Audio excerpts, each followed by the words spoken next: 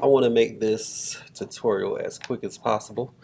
Um, so let's just jump right into it. So I'm going to show you the thing that this scarf and this fire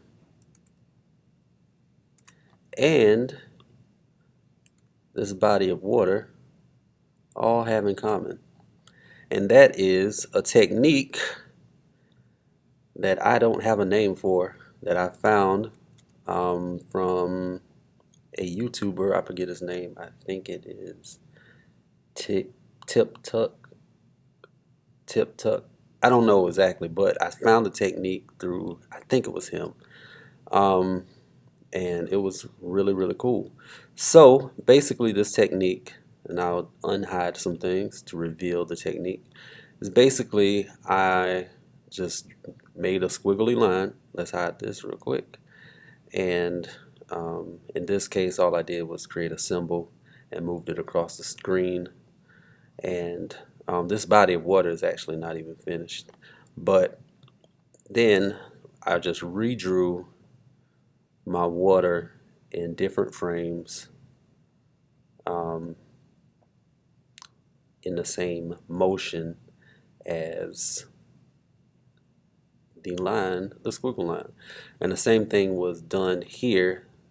This line isn't the original line, but I brought it here just to kind of give you an example of how I would follow this line.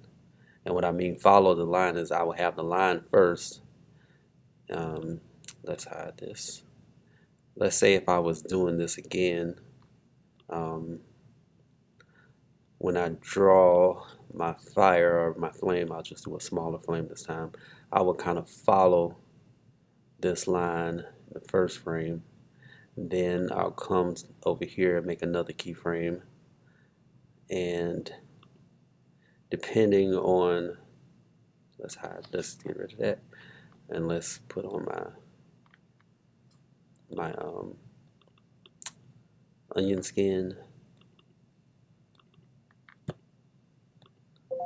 Alright, the onion skin is on, but I wanted to adjust the,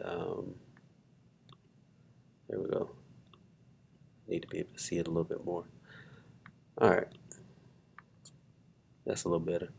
Alright, so now I'm going to follow this some more, but I'll try to keep it the same height. I could not go the same height and let it stretch because fire is kind of random, but I do want to have some consistency with this because it's not going to follow the line exactly. Oops, let's remember we're going to make a blank keyframe, not a continuation of the same stroke. Alright, so then I would go over here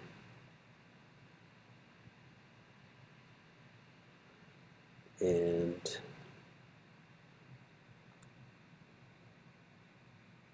I did it again. Oh no, I didn't. There we go. Alright, then I would come over here, turn my onion skin back on, and ideally, excuse me, I would actually have my line centered better to my actual center of my symbol. But you know, I'm just kind of winging it right now. Let's hide this and let's see what we have so far. See? Really, really simple. It seems like it might be a lot, but it's really not. So if I go over here and create a new keyframe, oops. Actually, with this one, I do want to create a keyframe from the last frame, and then I'll just change this. Oops, unlock this layer.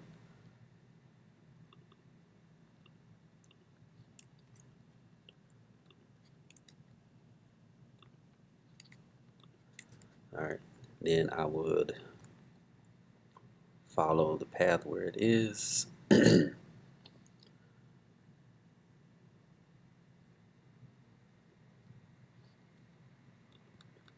pull this line up. Let's smooth that out a little bit. Bring this down a little bit. And let's make sure all of these strokes are the same color. And then fill it with the same color that I had before, which is this color. And I'll bring that over here with my paint bucket. And that's basically how you do it. And let me show you, yeah, that's it. So notice that I'm not doing it frame by frame by frame. So with this one, I skipped a few, well, about 5 frames for every keyframe, which makes it a little bit more choppy. But if you wanted it to be more smooth, you would just use more keyframes. Like with this, this one, I actually, my line, well, in certain areas I used, it was more frame by frame. So when I did this one, when I created the scarf, the line looked kind of like this. Let me show you. It was, I'm doing this with a mouse pad, by the way, so it sucks. All right, but then the line, when I originally did the scarf, it was, horizontal, but once I finished the animation, I just moved it in here, or I just moved it in here, and then I rotated it so it can be kind of diagonal.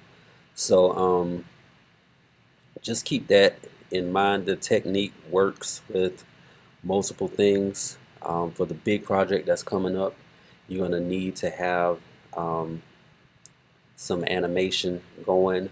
Now,